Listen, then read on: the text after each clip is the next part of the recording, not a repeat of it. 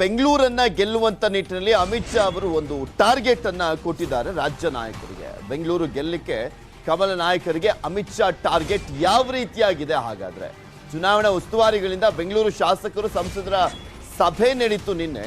ಈ ಸಂದರ್ಭದಲ್ಲಿ ನಾಯಕರಿಗೆ ಹಲವು ಸಲಹೆ, ಜನರ ವಿಶ್ವಾಸವನ್ನ ಗಳಿಸಲಿಕ್ಕೆ ಏನು ಮಾಡಬೇಕು ಪಕ್ಷ, ಹಾಗೆ ಪಕ್ಷ ಸಂಘಟನೆಗೆ ಯಾವ ರೀತಿಯಾಗಿ ಒತ್ತನ್ನ ಕೊಡಬೇಕು ಅನ್ನುವಂಥದ್ರ ಬಗ್ಗೆ ಸಾಕಷ್ಟು ಚರ್ಚೆಯನ್ನ ಮಾಡಲಾಗಿದೆ.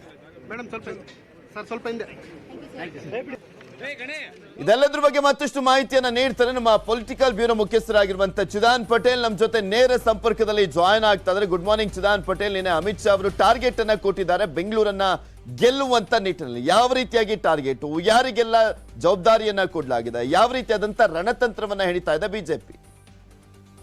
ಗುಡ್ ಮಾರ್ನಿಂಗ್ ಪೃಥ್ವಿ. ಭಾರತೀಯ ಜನತಾ ಪಕ್ಷದಲ್ಲಿ ಬೆಂಗಳೂರು ನಾಯಕರ ಅಡ್ಜಸ್ಟ್ಮೆಂಟ್ ಪಾಲಿಟಿಕ್ಸ್ಗೆ ಏನು ಕೊನೆ ಹಾಕಲು ಅಮಿತ್ ಶಾ ಅವರು ತೀರ್ಮಾನ ಮಾಡಿರುವಂತದ್ದು. ಇದೇ ಕಾರಣಕ್ಕಾಗಿ ನಿನ್ನೆ ಕರ್ನಾಟಕದ ಚುನಾವಣಾ ಉಸ್ತುವಾರಿಯಾಗಿರ್ತಕ್ಕಂಥ ಧರ್ಮೇಂದ್ರ ಪ್ರಧಾನ್ ಹಾಗೂ ಮಾಂಡವಿ ಅವರಿಗೆ ಒಂದು ಸೂಚನೆಯನ್ನು ಕೊಟ್ಟಿದ್ರು.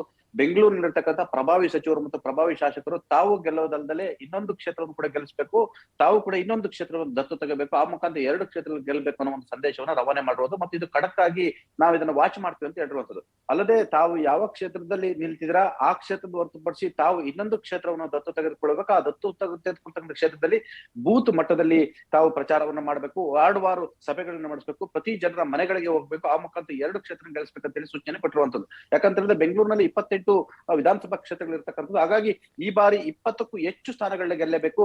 ಬೆಂಗಳೂರು ಭಾರತೀಯ ಜನತಾ ಪಕ್ಷದ ಭದ್ರಕೋಟೆಯಾಗಿ ಮಾಡ್ಕೊಳ್ಬೇಕು, ಅದು ಬಿಜೆಪಿ ಚುನಾವಣೆ ಕೂಡ ಅನುಕೂಲ ಆಗ್ಬೇಕಂತ ಹೇಳಿ ಸೂಚನೆ ಕೊಟ್ಟಿರುವಂತದ್ದು ಮತ್ತು ನಾಯಕರಿಗೆ ಖಡಕ್ ಆಗಿ ಸೂಚನೆ ಕೊಟ್ಟಿರುವಂತದ್ದು. ಯಾರು ಕೂಡ ಪರೋಕ್ಷವಾಗಿ ಅಡ್ಜಸ್ಟ್ಮೆಂಟ್ ಪಾಲಿಟಿಕ್ಸ್ ಅನ್ನ ಮಾಡಬಾರ್ದು, ಎಲ್ಲರೂ ಕೂಡ ತಮ್ಮ ಕ್ಷೇತ್ರ ಜೊತೆಗೆ ಇನ್ನೊಂದು ಕ್ಷೇತ್ರವನ್ನ ಗೆಲ್ಲೇಬೇಕಂತ ಸೂಚನೆ ಕೊಟ್ಟಿದ್ರಿಂದ ಹೊಸ ಟಾಸ್ಕ್ ಆಗಿರುವಂತದ್ದು. ಜೊತೆಗೆ ಬೆಂಗಳೂರಿನ ಅನೇಕ ಶಾಸಕರು ಕೂಡ ಇದೇ ಮಾತನ್ನ ಹೇಳಿರುವಂತದ್ದು. ಈಗಾಗಲೇ ಬೆಂಗಳೂರಿನಲ್ಲಿ 20ಕ್ಕೂ ಹೆಚ್ಚು ಸ್ಥಾನವನ್ನು ಗೆಲ್ಲೇಬೇಕನ್ನೋ ಮುಖಾಂತರ ಇರ್ತಕ್ಕಂಥ ಲೋಕಸಭಾ ಕ್ಷೇತ್ರಗಳಲ್ಲೂ ಕೂಡ ಹೆಚ್ಚು ನಾವೇ ಗೆಲ್ಬೇಕನ್ನೋ ಒಂದು ಟಾಸ್ಕ್ ಅನ್ನು ಕೊಟ್ಟಿರುವಂತದ್ದು. ಬೆಂಗಳೂರಲ್ಲಿ ಇರ್ತಕ್ಕಂಥ 3 ಲೋಕಸಭಾ ಕ್ಷೇತ್ರಕ್ಕೂ ಇದು ಅನುಕೂಲ ಆಗ್ಬೇಕು. ಹಾಗಾಗಿ ಎಲ್ಲರೂ ಕೂಡ ಒಕ್ಕಟ್ಟಿನಿಂದ ಕೆಲಸ ಮಾಡಬೇಕು, ಅಡ್ಜಸ್ಟ್ಮೆಂಟ್ ಪಾಲಿಟಿಕ್ಸ್ಗೆ ಇತಿಶ್ರೀ ಹಾಕ್ಬೇಕೆಂಬ ಸೂಚನೆ ಕೊಟ್ಟಿರುವಂತದ್ದು. ಹಾಗಾಗಿ ಬೆಂಗಳೂರಿನ ಹಿರಿಯ ಸಚಿವರಾಗಿರ್ತಕ್ಕಂಥ ಆರ್ ಅಶೋಕ್ ಇರ್ಬೋದು,